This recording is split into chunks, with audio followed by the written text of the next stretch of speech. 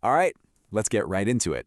Today, we are breaking down a seriously powerful learning method designed to help you crush competitive exams like the JEE and NEET.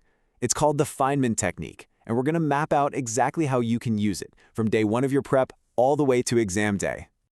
So, let's kick things off with a question that I'm sure hits home for a lot of you.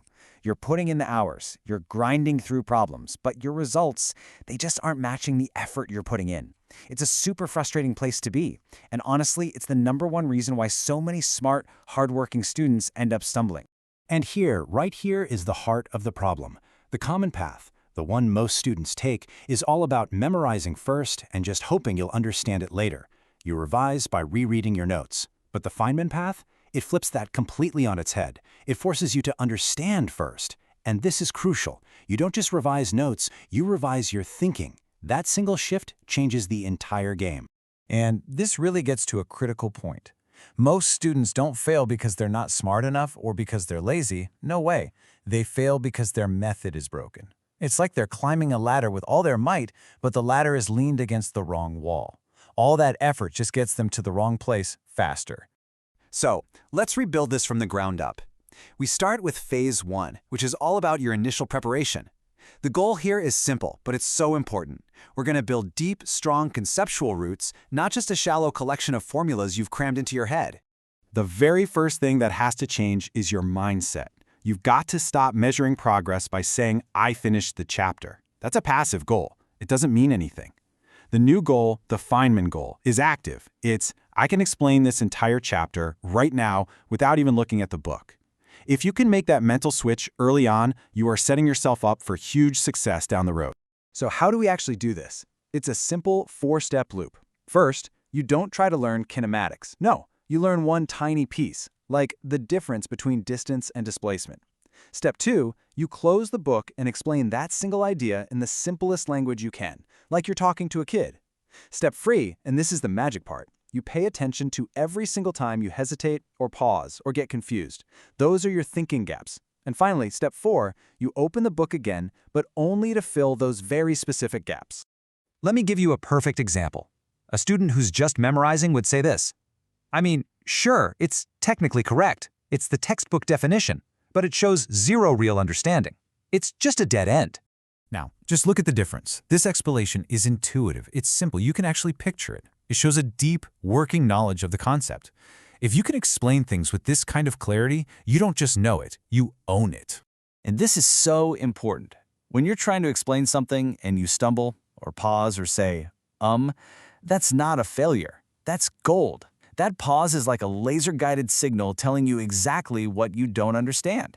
It's a personalized map pointing directly to what you need to revise.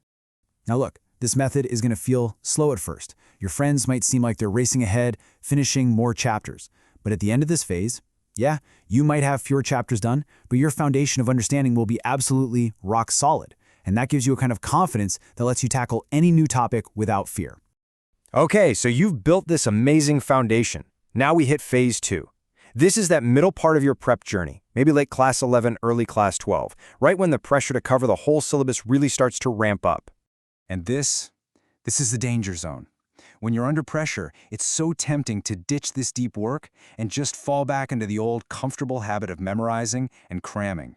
That is the single biggest mistake you can possibly make. You've got to trust the process and hold the line. So here's how you level up the technique in this phase. You introduce a new rule for yourself, the why before formula rule. Before you even dare to write down an equation, you have to be able to explain out loud why that formula even exists. What's the story it's telling? What physical meaning does it have? This is how you connect the math to the real world. This next technique, man, it's incredibly powerful. Stand up in an empty room and teach a topic out loud like you're a professor giving a lecture. No notes allowed. The second your explanation starts to break down, the moment you pause to think, boom, that's your revision list for the day. You are literally stress testing your own brain. Next up, it's time to upgrade your error book. I don't mean just logging calculation mistakes. I mean building a Feynman error book. In this book, you write down every concept you thought you knew but realized you couldn't explain clearly. This book tracks the gaps in your understanding, and I promise you, over time, it will become the single most valuable study tool you have. All right, now we enter the final phase, phase 3. This is the last 2 or 3 months before the exam. The pressure is at its absolute peak. The whole game changes here. Your goal is no longer to learn new things. Your goal now is to take all that deep understanding you've spent months building and compress it, like zipping a huge file, so you can access it at lightning speed when the clock is ticking. So how do you compress knowledge? You start with the 3-sentence challenge. Pick any random concept from your syllabus, anything, like Le Chatelier's principle, and you force yourself to explain its core idea in just 3 clear, perfect sentences. No more, no less. And just when you think you've got it, you take it one brutal step further. Can you now distill that entire complex idea down to its absolute essence? Can you explain it in one single, powerful sentence? If you can do that, that concept is yours. It's locked in your brain forever, ready for the exam. You also have to completely change how you use mock tests. Stop just checking your score. For every single question you got wrong, the real question isn't about the question itself. It's, which underlying concept did I fail to explain to myself? Where did my own understanding break down? This turns every mock test into a powerful diagnostic tool. And the payoff for all this hard work? It comes on exam day.